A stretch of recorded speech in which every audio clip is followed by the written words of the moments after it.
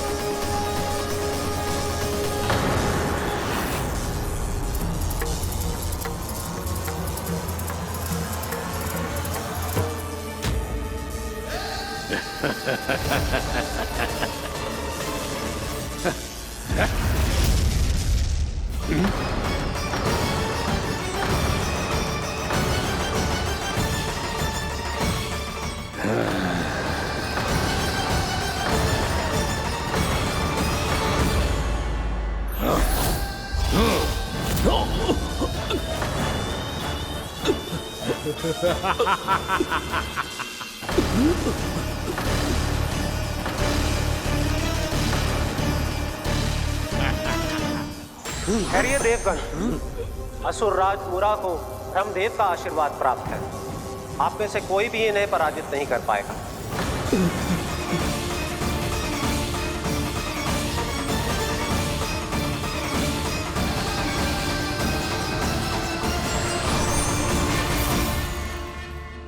एक अवसर और देता हूं देवराज। युद्ध या अधीनता, क्या उत्तर है तुम्हारा देवराज?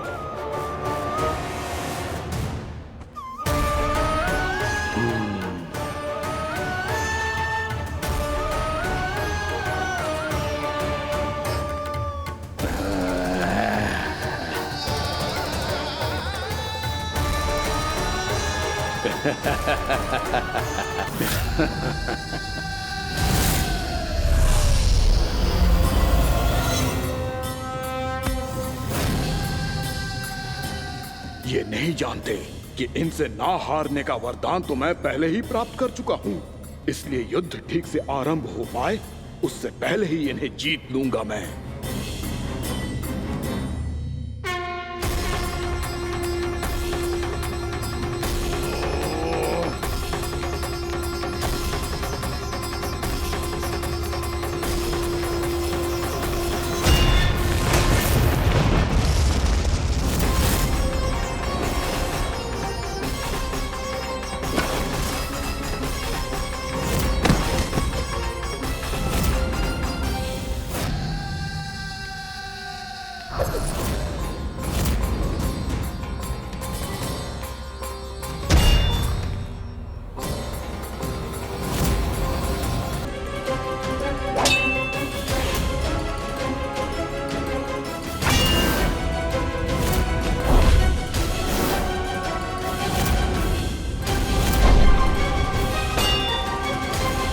फिर क्या हुआ मैया?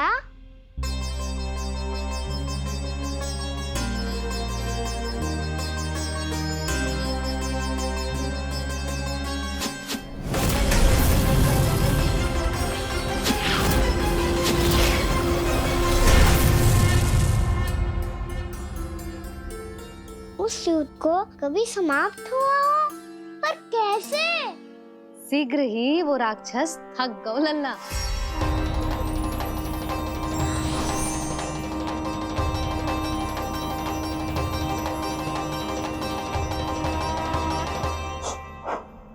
खड़े खड़े देख क्या रहे हैं नारायण? आक्रमण कीजिए, वध कर दीजिए मेरा।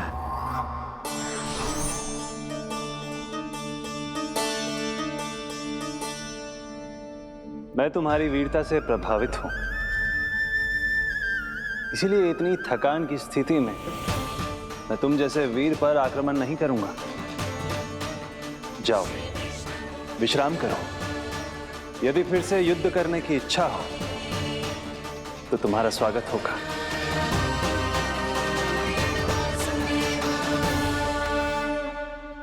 जे कह के श्री नारायण बद्रिका आश्रम चले गए और वहां हिमवत नाम की एक कंदरा में ध्यान लगा के बैठ गए। उधर वो राक्षस विश्राम करने लगो। अनेकों दिन बीत गए और अब वो राक्षस मूरा फिर से स्वस्थ होके बलवान हो गया था। उसने अपनी सारी शक्ति फिर से प्राप्त कर ली थी। श्री नारायण ने उस पर दया करी थी, पर वो फिर से श्री नारायण को छलने को तैयार होगा।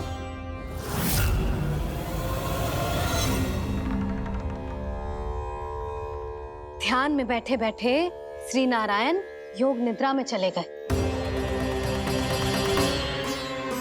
पर दुष्ट मूढ़ा इसी अवसर का लाभ उठा के उनकी कंदरा में घुस आयो, ताकि वो सोते हुए श्री नारायण पे आक्रमण कर सके।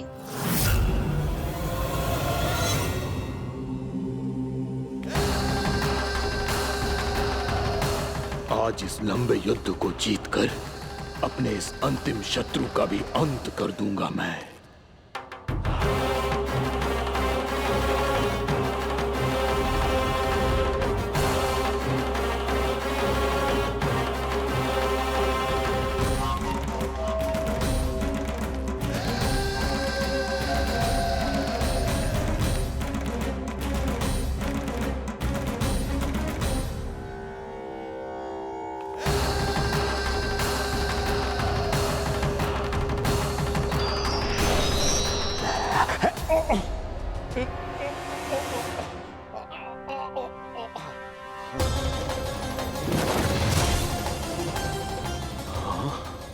दुष्ट राक्षस,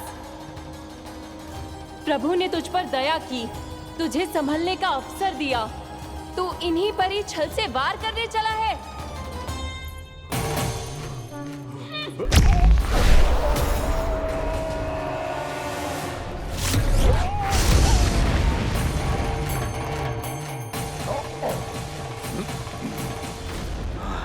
मैं अजय हूँ, मुझे कोई पराजित नहीं कर सकता। ब्रह्मा का वरदान है मुझे।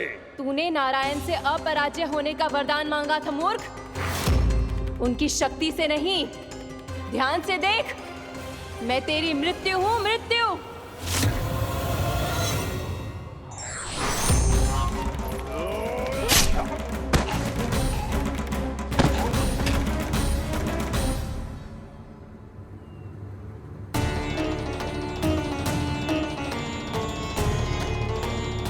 वो देवी कौन थी छोटी माँ? और कौन बलराम, वो ही तो थी देवी एकादशी।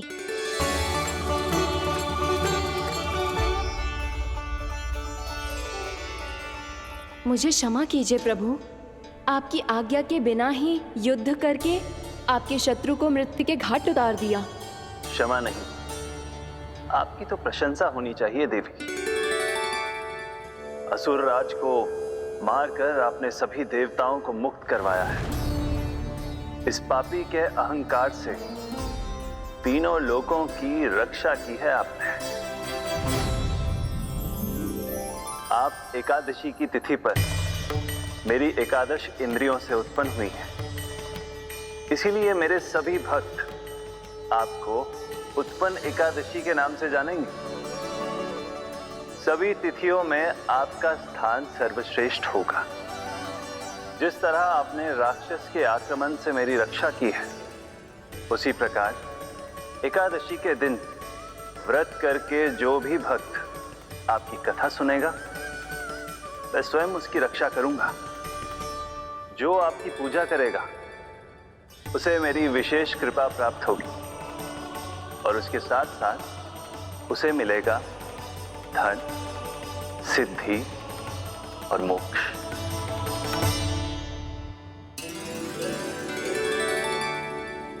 इसीलिए आज के दिन व्रत रखने का बहुत अधिक महत्व होता है।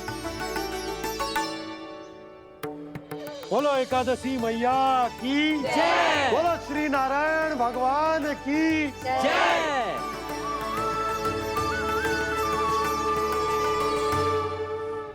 प्रभु की कृपा से एकादशी का महत्व भी पता चल गो और मेरा व्रत भी सफल हो गो। अब भी नहीं भूला रहा, एकादशी का व्रत पूरी तरह तभी सफल होता है जब द्वादशी के दिन उसे पूरा किया जाता है।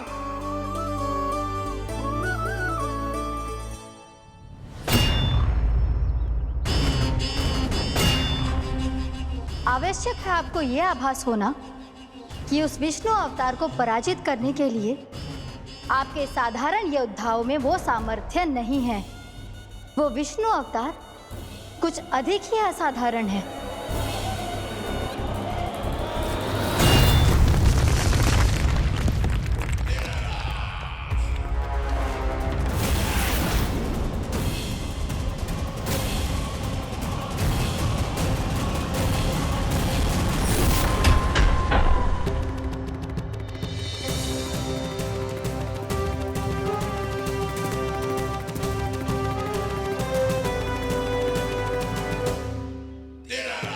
अब मैं दिखाऊंगा उस विष्णु अवतार को असाधारण शत्रु क्या होता है।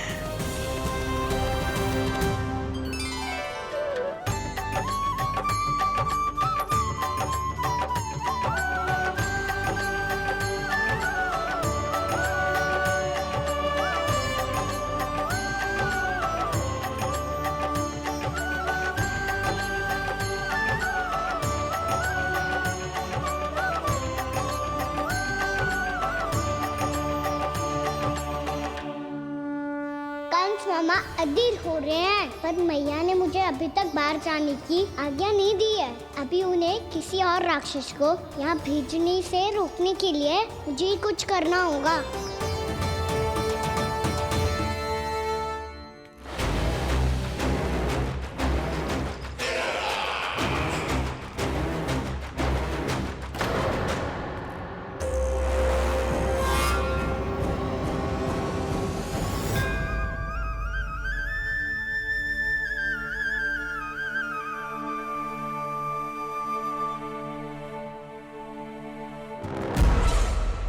कौन हो तुम? बचपन से ही मुझे मारने का सपना देख रहे हैं, फिर मुझे ही नहीं पहचानते।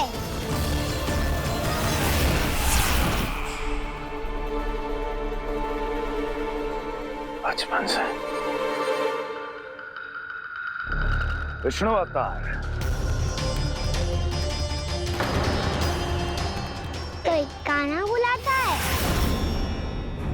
तो कोई मुरलीधर पुकारता है, कोई माखन चोर कहता है, कोई कहता है चिच्चोर। पर विष्णु अवतार इस नाम से तो बस आप ही मुझे बुलाते हो मामा जी। इतना साहस ये तो यहाँ आ गया है।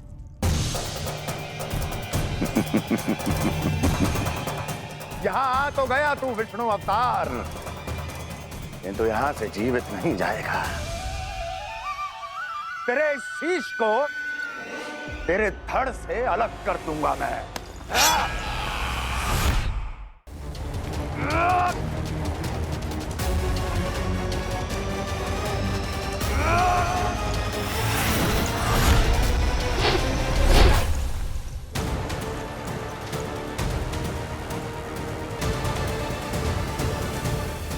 कहाँ देख रहे हो मामा जी? मैं तैयार हूँ।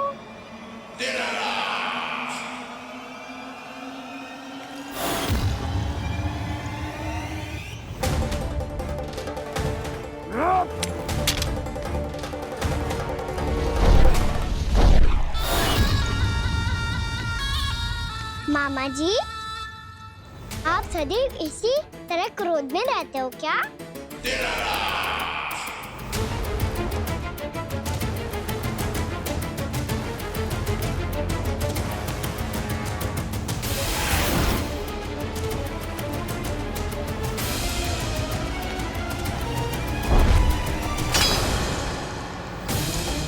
छोड़ मेरी तलवार को।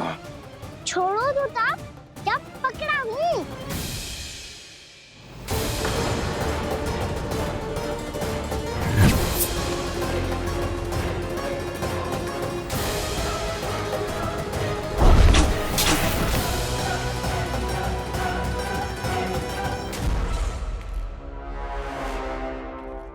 मामा जी,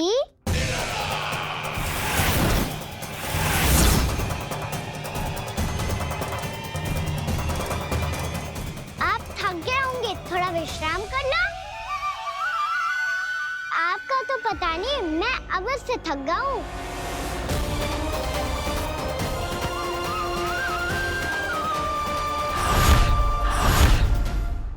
मेरे सिंहासन पर बैठने का तू साहस? अभी तो बस अभ्यास कर रहा था मामा जी। भविष्य में मुझे तो बैठना है यहाँ। आपने बल प्रयोग करके से अपने पिताजी से छीना था। मैं आज से छीन लूंगा। जो छल और बल से लिया जाए वो अधिक समय तक टिकता नहीं है मामा जी।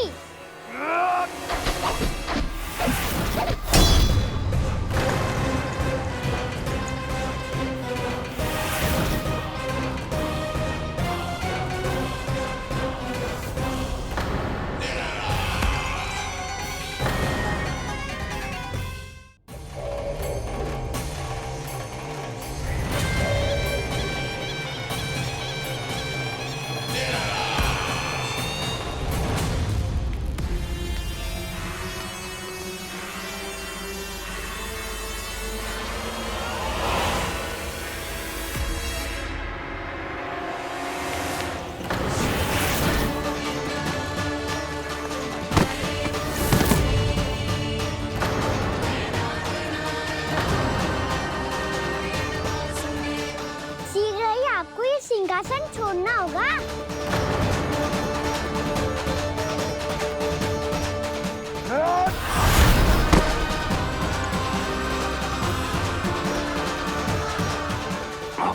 वो मेरा सिंहासन छीनना चाहता। वो आ रहा है, वो आ रहा है। सैनिकों! दुर्जन, बंद कर दो सभी द्वार और झरोखे, सबके सब। इसकी हर संभावना पर इतना कड़ा पहरा बिठा दो कि ना तो कोई महल के भीतर आ सके, ना कोई बाहर जा सके। मुझे महल की चप्पे चप्पे की सूचना चाहिए। जाओ।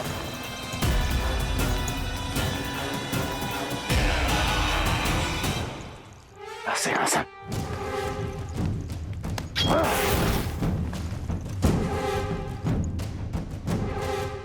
अब आ, दुष्ट मायावी, ए छलिया विष्णु अवतार, मैं कंस तेरी प्रतीक्षा कर रहा हूँ। देखता हूँ मेरे सिंहासन पर कैसे बैठता है तू।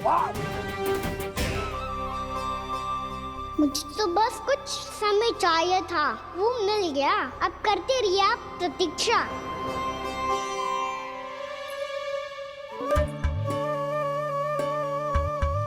जी अपने आप से बातें क्यों कर रहे हो जी?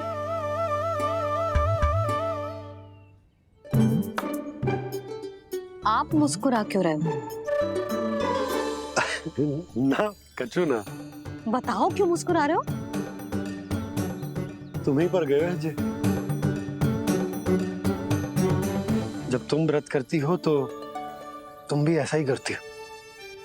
इसी प्रकार भूख अधिक लगने पर अपना ध्यान भटकाने के लिए स्वयं से ही बड़बड़ाती रहती। होगा। आपको तो बस मेरा उपहास उड़ाने के लिए बहाना चाहिए।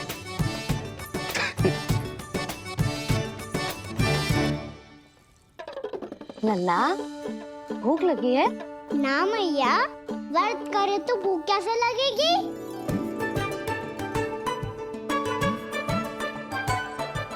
यदि लगी हो तो छोटे बालकों को थोड़ी बहुत भूल चूक क्षमा होती है। कछु ना तो फल तो तू खा ही सकते है। अब तो पूरे नियम और विधि विधान से व्रत तोड़ूंगा। कल द्वादशी के सुबह मुहूर्त के अनुसार। ठीक।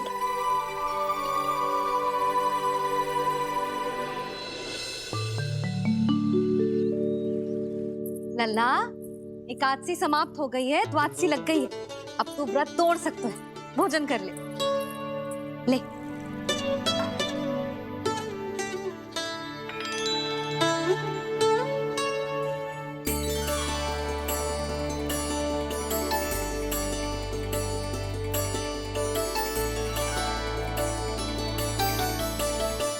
आज तो कार्य कर लीजिएगा।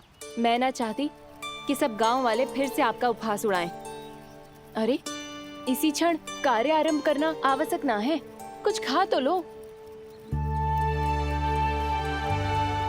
कल भी पूरे दिन व्रत में रहे, अब तो कुछ खा लो।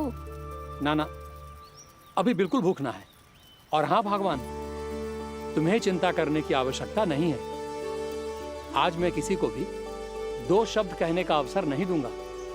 अरे, कुछ खाओगे पियोगे नहीं तो कैसे रहोगे?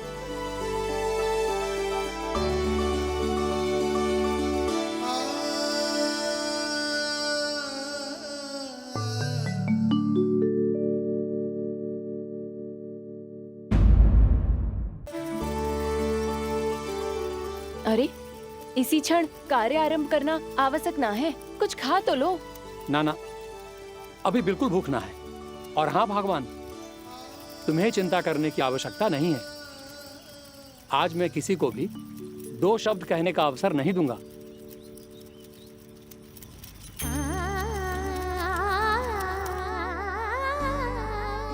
ठहर, मैं तेरे लिए मट्ठा लेके आती हूँ। व्रत के बाद पीने से पेट ठंडा रहता है। रुक।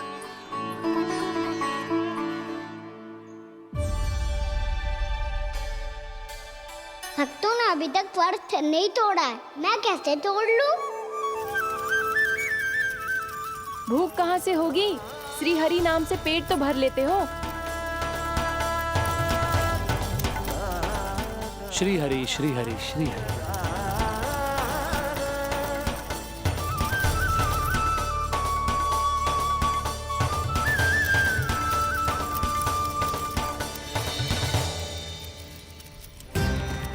हरि हरि प्रभु हरि, हरि हरि प्रभु हरि, हरि हरि प्रभु हरि, हरि हरि प्रभु हरि।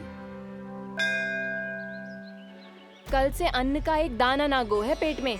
अब क्या व्रत तुड़वाने भी आपके प्रभु ही आएंगे? अब क्या व्रत तुड़वाने भी आपके प्रभु ही आएंगे? मैया,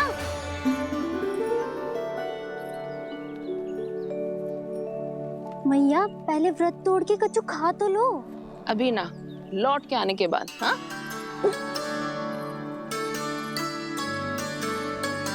बलराम, ठहरो पुत्र, पहले कुछ खा लो। व्रत तोड़ना आवश्यक होता है। मैया ने एकादशी का महत्व बताया। लगता है मुझे सबको द्वादशी पर व्रत तोड़ने समाप्त करने का महत्व बताना होगा। हरि हरि हरि हरि हरि, मेरे हरि।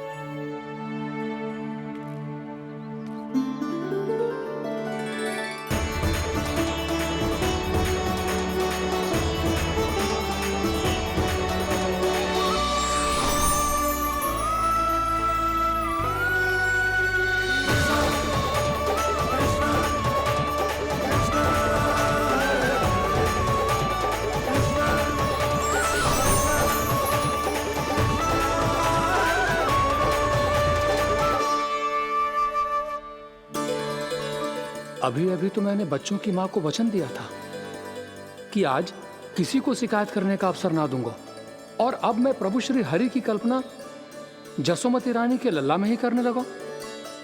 ना, ये ठीक ना है।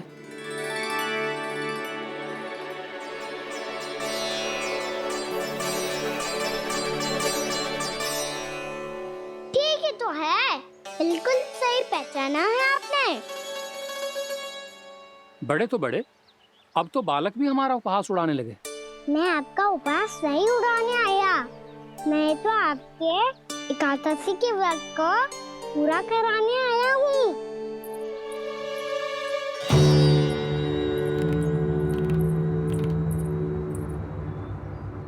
कान्हा,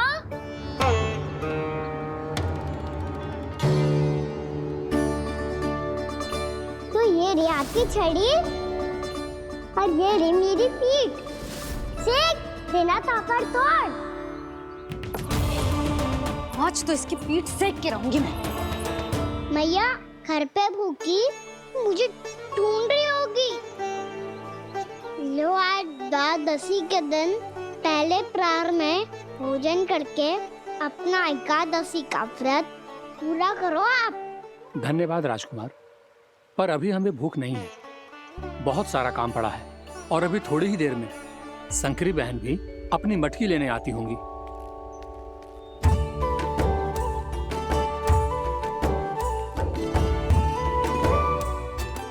पर मैं आपका व्रत पूरा कराए बिना नहीं जा सकता। भला क्यों? भक्त भूखा रहे और भगवान खा ले, ऐसा हो सकता है भला?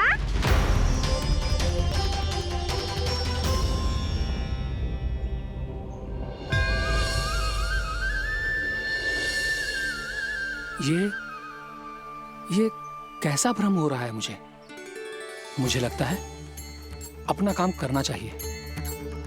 एकादशी के पहले प्रार में व्रत पूरा करना बहुत आवश्यक होता है, ना तो एकादशी का व्रत भी पूरा ना मानो जातो। इतनी सारी ज्ञान की बातें तुम्हें कैसे पता है लल्ला?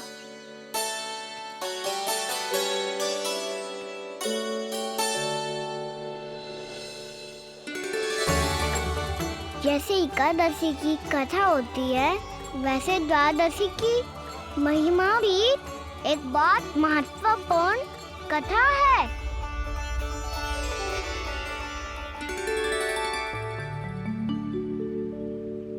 कैसी कथा? बिल्कुल सही समय पे आई हो आप, क्योंकि आपको ये कथा आपको अवश्य सुननी चाहिए।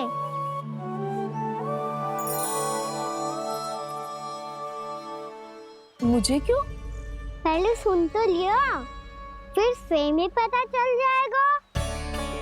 बहुत समय पहले एक राजा हुआ करते थे, राजा अम्बरीश। भगवान श्री हरि के बहुत बड़े भक्त थे। ओम नमो नारायणाय। ओम नमो नारायणाय।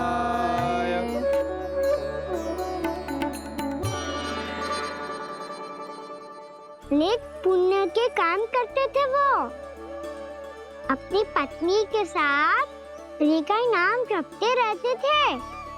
उन्होंने 12 माह एकादशी का व्रत करो, निर्जल पास किया, और जब उनकी 12वीं एकादशी का व्रत द्वादशी के दिन तोड़ने का समय हुआ, तभी महर्षि दुर्वासा अपनी 100 शिष्यों के साथ उनके महल में पधारे।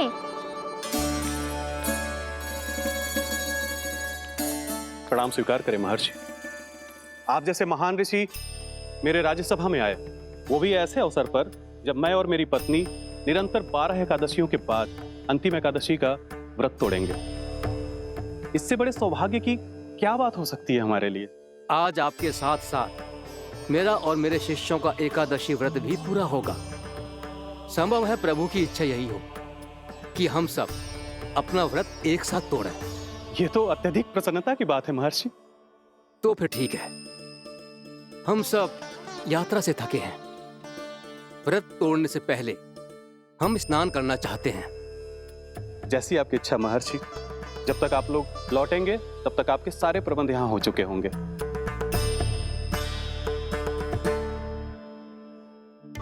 महर्षि दुर्वासा स्नान करने गए थे, पर उन्हें लौटने में विलंब हो रहा था और इधर द्वादशी पर व्रत पूरा करने का मुहूर्त बीता जा रहा था।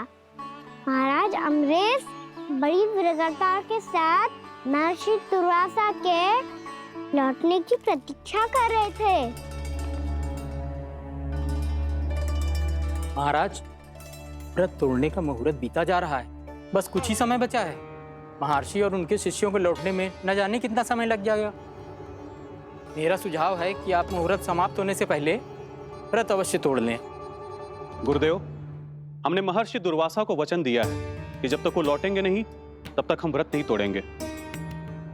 इसीलिए मैं उनका लौटने के बाद ही भोजन ग्रहण करूंगा। पर महाराज, मुहूर्त यदि बीत गया और समय रहते हो नहीं आए तो महाराज आपका व्रत पूरा नहीं होगा। महाराज, आपको उसका फल नहीं मिलेगा। महाराज, 12 एकादशियों का व्रत व्यर्थ चला जाएगा। किंतु गुरुदेव, यदि मैंने भोजन कर लिया तो ये तो अतिथियों का अपमान होगा। आप उचित कह रहे हैं महाराज। भोजन के लिए उनकी प्रतीक्षा अवश्य कीजिए महाराज। पर मुहूर्त रहते हुए एक तुलसी का पत्ता और जल ग्रहण कर लीजिए। इससे आपका व्रत भी पूरा हो जाएगा और अतिथि का मान भी रह जाएगा। आपका सुझाव अच्छा है गुरुदेव।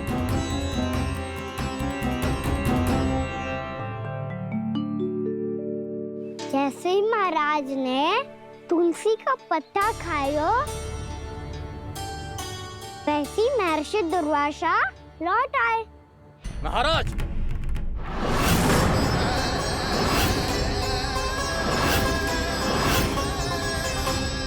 महाराज को उपास तोड़ते देखते बहुत क्रोधित हो गए।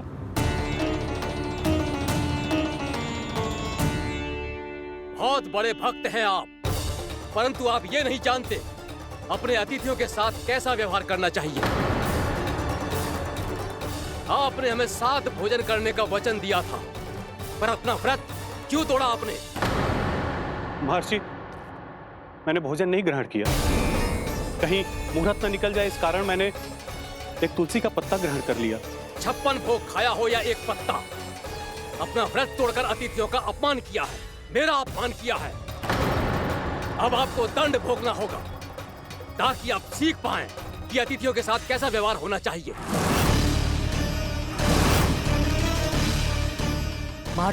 महर्षि, आप जो भी दंड मुझे देंगे मुझे स्वीकार है, किंतु आप क्रोधित मत होइए। क्रोध का कारण आपने दिया है महाराज। एक महर्षि का अपमान करके राक्षसी प्रवृत्ति का परिचय दिया है आपने, इसीलिए अब एक राक्षसी आपको दंड देगी।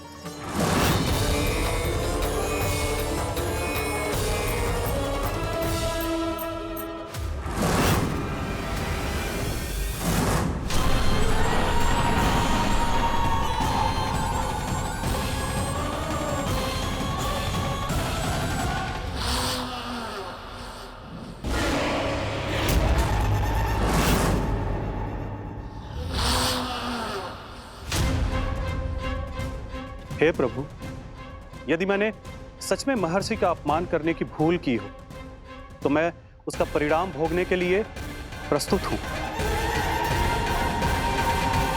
ओम नमो नारायणाय, ओम नमो नारायणाय नमः। महर्षि दुर्वासा को यह आभास ही नहीं था कि महाराज अम्बरीश ने उनका अपमान नहीं किया था। फिर भी उसे अपमान मान के वो श्री नारायण के भक्त पे संदेह कर रहे थे। मैंने भी तो भोला राम की भक्ति पे संदेह किया था। हे नारायण, ये क्या पाप हो गया मुझसे? संदेह किसी अपमान से कम ना हो तो, और भगवान सब सह सकते हैं, पर उनके प्रिय भक्तों का अपमान सहन ना कर सकते, इसीलिए उन्होंने हस्तक्षेप करने का निर्णय लिया।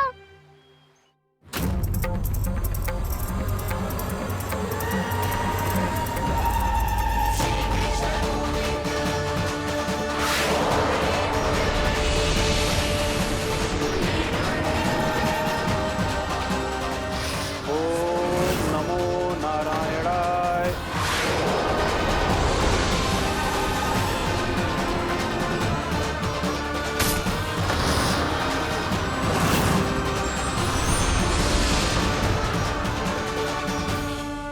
और फिर भगवान का वो सुदर्शन चक्र महर्षि दुर्वासा के पीछे पड़ गया। ये चक्र तो मेरी ओर बढ़ रहा है। ओम नमो नारायणाय। ये कैसे संभव हो सकता है? कोई रोको इसे, कोई रोको इसे।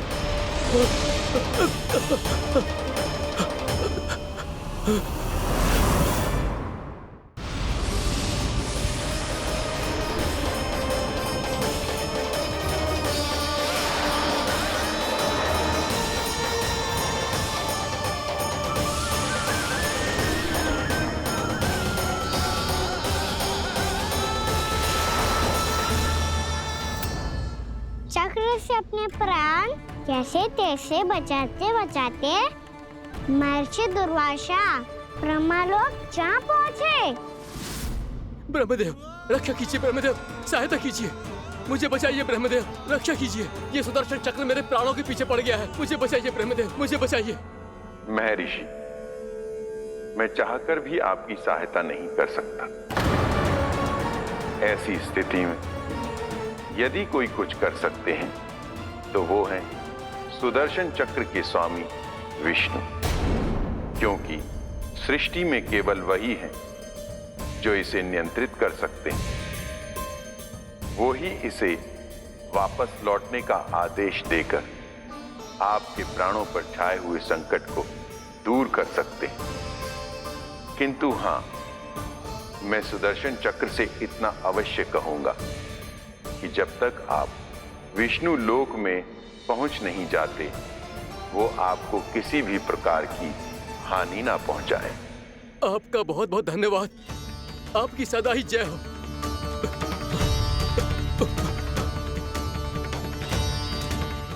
फिर क्या था? भागते भागते महर्षि दुर्वासा सीधे भगवान श्री हरि के शरण में बैकुंठ पहुंच गए। त्राहिमाम प्रभु, त्राहिमाम, मुझे बचाइए, मेरी सहायता कीजिए प्रभु, मेरी सहायता कीजिए। मैं आपके इस चक्र और ऊर्जा से नहीं भाग सकता प्रभु, कृपया करके अपने सुदर्शन को रोकिए, इसे वापस लीजिए प्रभु। यह असंभव है महर्षि। एक बार सुदर्शन चक्र मेरे हाथों से छूट जाए तो अपना उद्देश्य पूरा किए बिना, मेरे भक्तों की रक्षा किए बिना वापस नहीं लौटता। कोई तो उपाय होगा प्रभु, कृपया करके मेरे प्राण बचाइए प्रभु। मैं सुदर्शन की ऊर्जा से जलकर भस्म नहीं होना चाहता प्रभु। आप जो कहेंगे मैं करूंगा प्रभु, मेरी सहायता कीजिए प्रभु, मेरी सहायता कीजिए। एक उपाय है, किंतु मुझे नहीं लगता कि आप वो कर पाएंगे। मैं अवश्य करूंगा, मैं अपनी प्राण रक्षा के लिए कुछ भी करूंगा प्रभु। आपने मेरे भक्त राजा अम्बरीश को भक्ति का कर्तव्य निभाने के लिए अपमानित और दंडित किया है महर्षि, पर भक्त की रक्षा करना भगवान का कर्तव्य है। इसलिए यदि आप भक्त राजा अम्बरीश के पास जाकर क्षमा याचना करें और यदि वो आपको क्षमा कर दे तो ही ये चक्र आपके प्राण लिए बिना लौट सकता है। अन्यथा आप तो जानते हैं महर्षि, मेरे भक्त का अपमान मेरा अपमान। भक्त का अपमान भगवान के अपमान से कम ना हो तो है। महर्षि दुर्वासा को भी ये बात समझ आई और फिर उन्होंने महाराज अम्बरीश से क्षमा याचना की। महाराज महाराज महाराज महाराज महाराज, मुझे क्षमा करें महाराज, मुझसे बहुत बड़ी भूल हो गई महाराज, मुझसे बहुत बड़ी भूल हो गई महाराज। महर्षि, आप हमारे चरण छुए ये उचित नहीं। महाराज, महाराज अम्बरीश, आप नारायण के सच्चे भक्त हैं। मैंने आपको अपमानित किया, दंडित करने का प्रयास किया महाराज। इस अपराध के लिए मुझे क्षमा कीजिए महाराज, और इस सुदर्शन चक्र से मेरे प्राण बचाइए महाराज।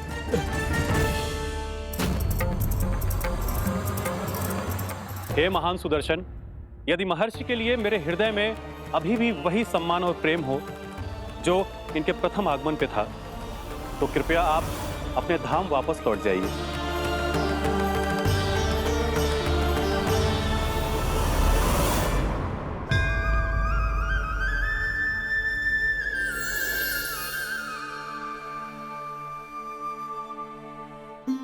आपका बहुत बहुत धन्यवाद महाराज अम्बरीश।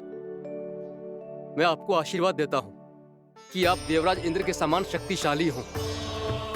आपकी कीर्ति का पताका दसों दिशाओं में फहराए। मेरी बस एक ही इच्छा है महर्षि, कि मैं आपके साथ अपना उपवास तोड़ सकूं। अवश्य महाराज, हम सब भोजन आपके साथ करेंगे और अपने आप को नारायण की सेवा में अर्पित करके व्रत को पूरा करेंगे, क्योंकि आज जो यहाँ हुआ है उससे सिद्ध हो चुका है कि एकादशी व्रत का फल द्वादशी की सुबह भोजन करने से ही प्राप्त होता है। इस कथा से हमें पता चलता है कि सभी को द्वादशी की सुबह हर पेट भोजन करके एकादशी का व्रत पूरा करना चाहिए। और दूसरी बात, भगवान की सच्ची भक्ति अपमान कभी ना करना चाहिए। उनके साथ सदैव प्रेम से व्यवहार करना चाहिए। यही भगवान को सबसे अधिक प्रिय है। भैया भोला राम, मैंने भी श्री हरि पे तुम्हारे विश्वास का उपहास उड़ाया था, मुझे क्षमा कर दो। ना ना, आप क्षमा मांगकर मुझे लज्जित मत करो। आप तो मेरी बहन जैसी हैं। जब महर्षि दुर्वासा जैसे महान ऋषि को भी प्रभु के भक्त से क्षमा मांगनी पड़ी, तो मैं तो बहुत ही तुच्छ हूँ। मुझे आपकी किसी भी बात का बुरा ना लगा। पर पता है प्रभु को कौन सी बात सब भूला रखता है? कौन सी बात? जब उनका भक्त भूखा रहे, समय पे अपना व्रत पूरा ना करे।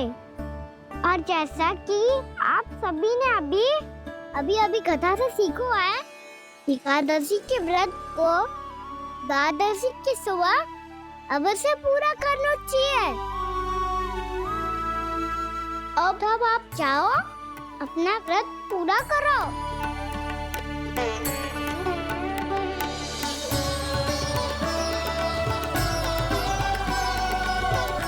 मैं आपके लिए जल लेके आती हूँ।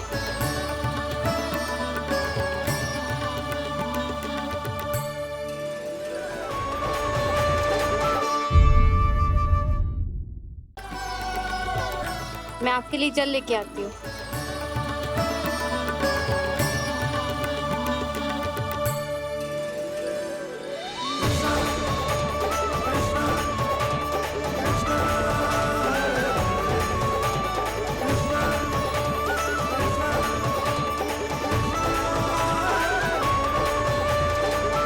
लो खाओ।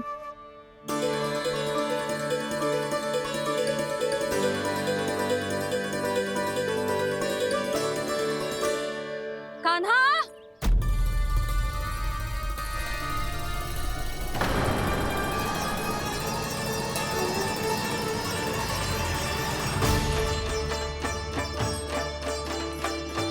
बोलो काका, सिगरेट छुपा लो मुझे, मैया आ रही है, बहुत क्रोध में लगती है।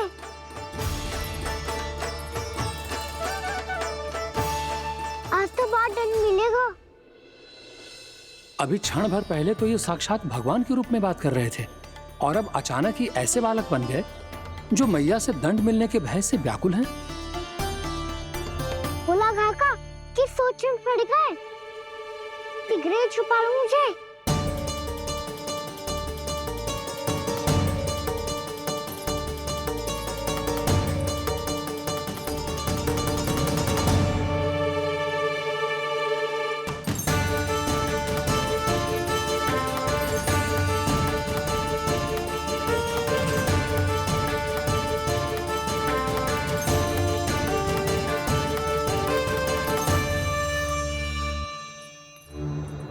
भोलानाथ जी, कान्हा को देखो है क्या? मैंने तो अपने प्रभु को देखा है। मैं अपने लल्ला को ढूंढ रही हूँ, उसे देखो है आपने? वही तो मैं भी कह रहा हूँ जसोदा रानी, मैंने सिर्फ और सिर्फ अपने प्रभु को देखा है। ये तो अब भी अपनी भक्ति में ही खोया हुआ है। इससे पूछ के कछु लाभ ना है, मुझे ही ढूंढना पड़ेगा।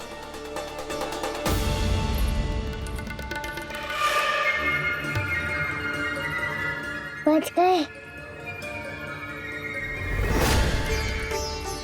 संकरी मौसी, कान्हा को देखो है क्या कहीं?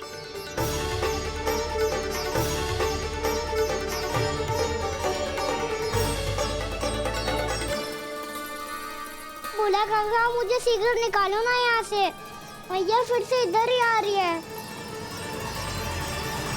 सब कहते थे श्री हरि मेरे घर ना आ सकते। देखो आज प्रभु आ गए, उन्होंने अपने हाथ से मेरा व्रत पूरा कराया। हाँ, आते हैं और आगे भी आएंगे हमारे श्री हरि हमसे मिलने, और आके मोक्ष देंगे, है ना?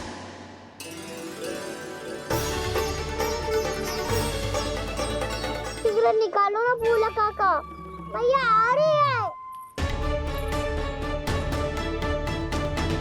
मैं ना निकालूं? क्यों? मेरा अर्थ है मैं निकालूंगा, अवश्य निकालूंगा, पर तब तक नहीं निकालूंगा जब तक आप मेरी सारी बातें मान नहीं लेते हैं। कौन सी बात? प्रभु, मुझे मोक्ष प्रदान कर दीजिए प्रभु। तथास्तु। ना ना ना ना प्रभु, मेरे साथ साथ मेरे परिवार को भी मोक्ष दे दीजिए। तथास्तु। अब तो निकाल दो, मैया देख लेंगी। ना प्रभु, मेरे परिवार के साथ मुझसे जुड़ी हुई हर वस्तु, जीव जंतु, प्राणी, गाय बैल भैंस, सभी को मोक्ष प्रदान कर दीजिए प्रभु। तथास्तु। प्रभु, आप सच में अद्भुत हैं। मैंने जो मांगा आपने बिना सोचे समझे सब प्रदान किया। मैं ही अपनी मांगे बढ़ाता रहा। प्रभु, प्रभु मुझे क्षमा कर दीजिए। प्रभु मुझे क्षमा कर दीजिए।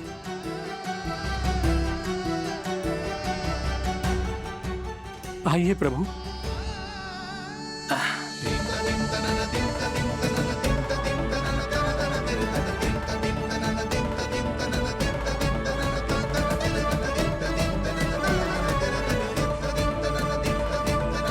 प्रभु, आप तो प्रभु हो, हरि हो, भगवान हो।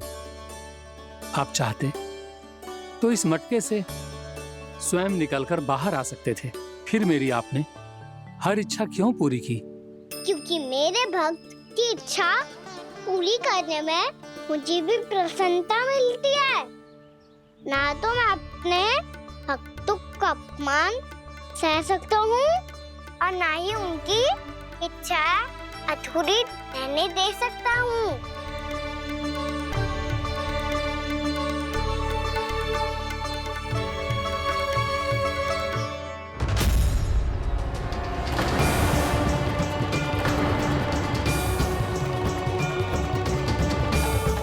क्या कही थी तूने?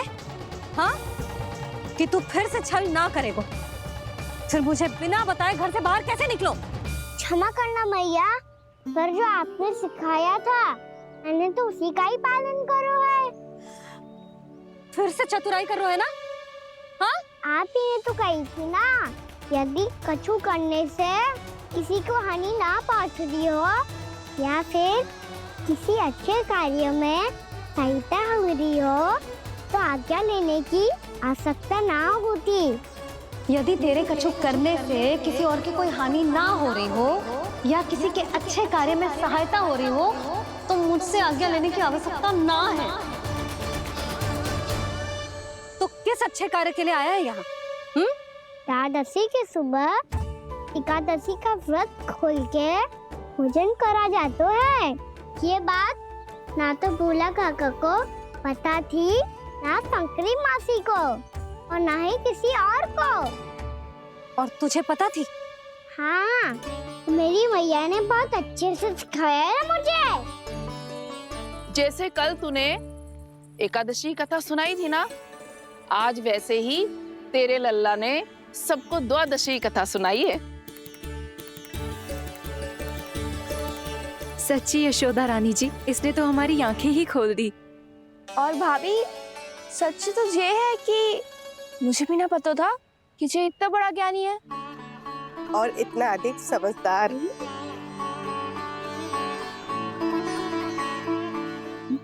द्वादशी की कथा? वो तो मैंने इसे कभी सुना ही ना है। फिर इसे कैसे पता थी? रानी जी, जो स्वयं भगवान हैं, भला उन्हें कैसे कुछ नहीं पता होगा? मैंने तो इन्हें पहचान लिया। और हाँ, आप सब लोग भी इन्हें अपने अंतर्मन की आंखों से देखिए, हो सकता है इन्हें पहचान पाएं। ये कोई और नहीं है, श्री नारायण है, मेरे श्री हरि, मेरे प्रभु। जय श्री हरि।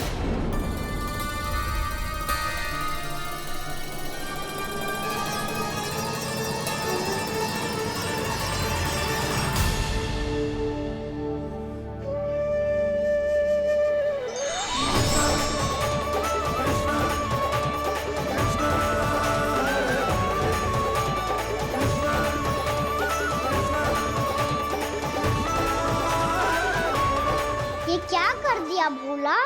जिस रास्ते को मैंने इतनी कठिनाई से बचा के रखा था, सबके सामने उसे उजागर कर दिया तुमने।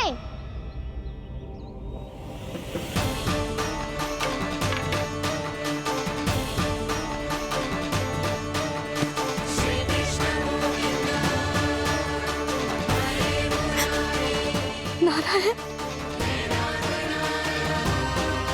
नारायण, श्री नारायण।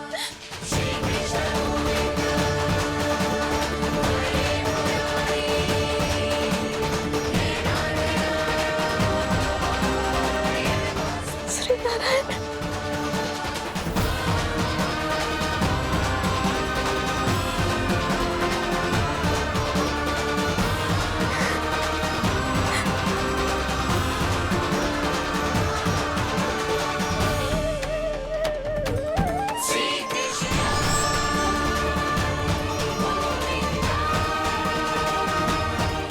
श्री नारायण प्रभु,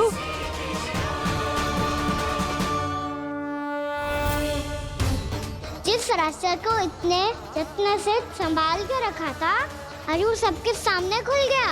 और तो और मेरा भेद मैया को भी पता चल गया। बाबा सब कहते रहे पर मैंने एक न मानी। सबने कही थी कि आप भगवान हैं, और मैं मूरत आपको पहचान ही ना पाई। कितनी अभागी हूं मैं।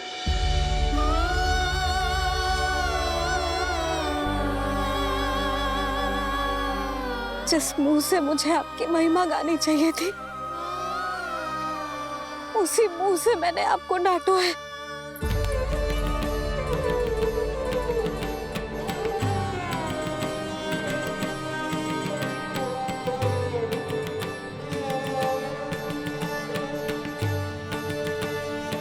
जिन हाथों से मुझे आपके चरण छूने चाहिए थे, उन हाथों से मैंने आपके कान पकड़े।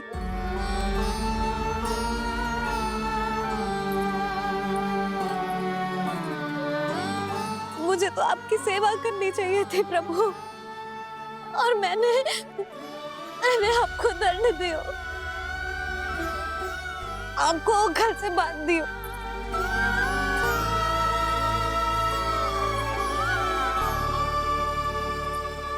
बावली हो गई थी प्रभु।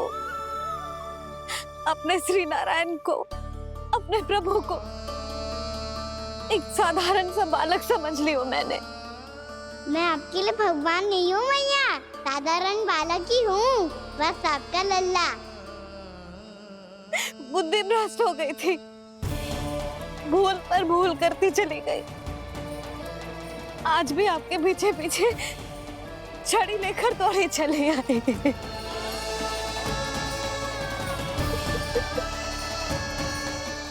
अपने आप को दोष मत दो मैया, आपके इस ममता के लिए तो जन्म लिया है मैंने। हमारा से मन बदलने मत दो। मेरे लिए वही पुरानी मैया बनी रहो आप, और मुझे रहने दो आपका वही नटखट लल्ला।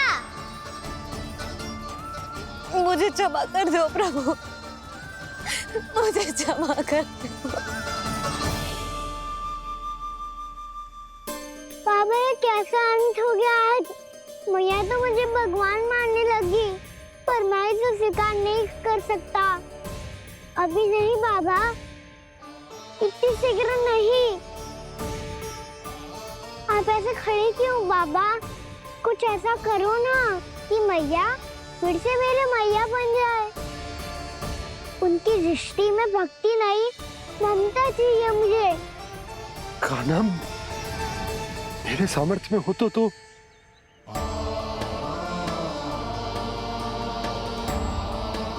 दाऊ, आप तो बड़े भाई हो, अपने छोटे भाई की सहायता करो ना, जिससे मैया सब कुछ भूल जाए। मैं क्या कर सकता हूँ कान्हा? कोई तो सहायता करो मेरी।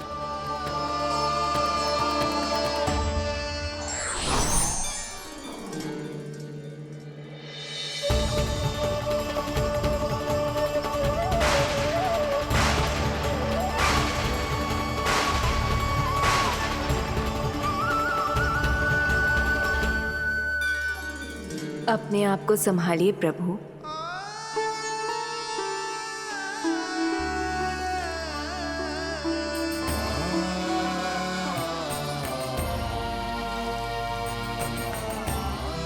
देखो ये क्या हो गया, भैया को सब पता चल गया। अभी तो मुझे मैया की ममता का शौक पूरी तरह मिला ही नहीं था। योग माया,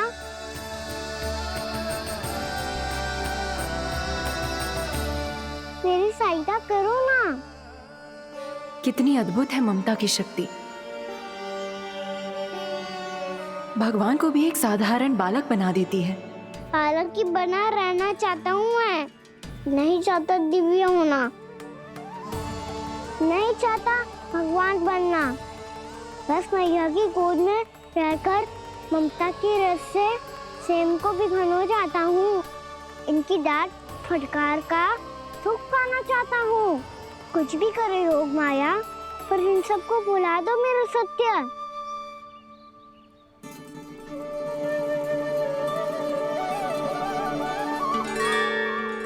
पर इन्हें तो मोक्ष का वरदान मिल गया है प्रभु,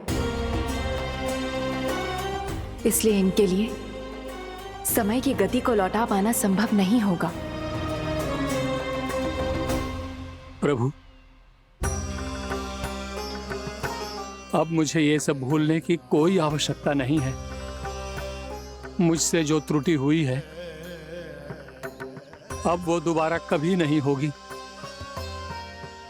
और आज के बाद आपका ये सत्य मैं किसी को नहीं बताऊंगा प्रभु, क्योंकि मुझे पता चल गया है कि आपका यशोमती मैया के लल्ला बने रहना कितना आवश्यक है।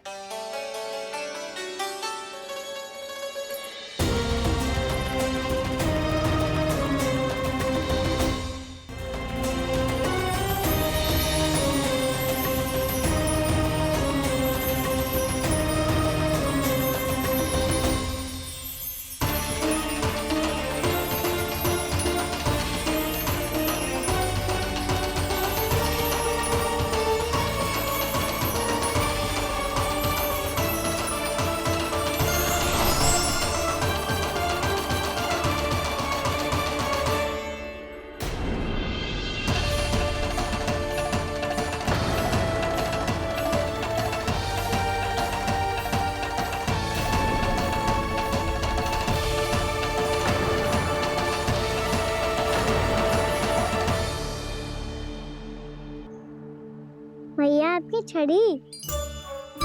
पहले चुपके से भाग जातो है, फिर स्वयं ही छड़ी भी पकड़ा रो है? नटखट कहीं का। हंसी आ रही है? अरे किस बात पे इतनी हंसी आ रही है रे? हाँ?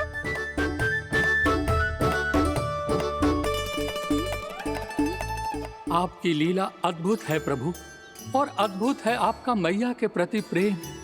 हंसी ना है मैया, ये तो प्रसन्नता है, अपने मैया से मिल जाने की प्रसन्नता। अच्छा, ढूंढ मैं तुझे रही हूँ और तू कह रहे हो कि मैं मिल गई तुझे। तू घर चल लल्ला, अच्छे से पिटाई करूंगी तेरी।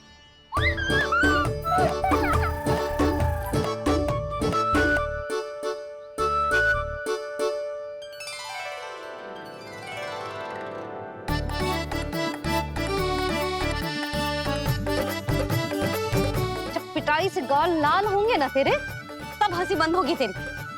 चल।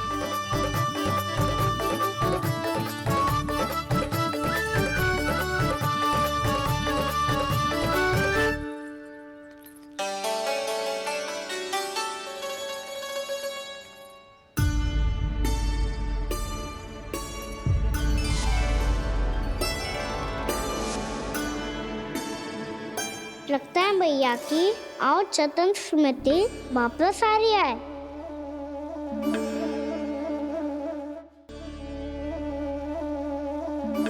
यशोदा, क्या हो गो? ना कछु ना। आपको बताऊंगी तो और हंसेंगे मुझ पे। बोल दो, मैं उपास ना उड़ाऊं, सच्ची। देखो देखो इसे कैसे हंस रहा है।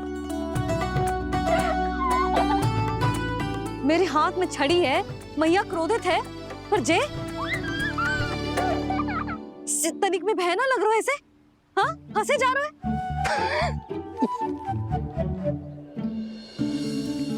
दोनों बाबा लल्ला एक जैसे हो। चल तू, चल चल। दाऊ, आप तो बड़े भाई हो, अपने छोटे भाई की सहायता करो ना, जिससे मैया सब कुछ भूल जाए। सुबल, तू कच्चू खा क्यों ना रहो है? व्रत ही करना था तो बलराम के जैसे कल कर ले। तो कल तो एकादशी भी थी। कान्हा के बिना कछु करने का मेरा मन ही ना कर। तो बात तो सच्ची है, उसके बिना गोचारण भी ऐसा लगता है जैसे कितना भारी कार्य है, व्यवस्था में करना पड़ता है। सही कह रहे हो तुम दोनों। मैं तो गोपालक भी इसलिए बना था ताकि कान्हा के संग खेलने को मिल जाए। बलराम तो हमारा सगा कम और मुख्य अधिक है।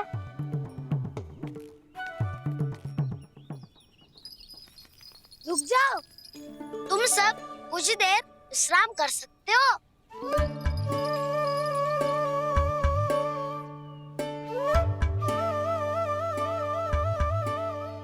तू बोल। ना मैं ना बोलूंगा, तुम दोनों ही बोलो। और तुम सबका सखा पहले हूँ और टोली का मुखिया बाद में, इसलिए घबराने की आवश्यकता नहीं है। जो भी बात है बिना हिचक बता सकते हो मुझे। तो फिर कुछ ऐसा करो ना कि कान्हा फिर से हमारे साथ गोचारण करने के लिए आने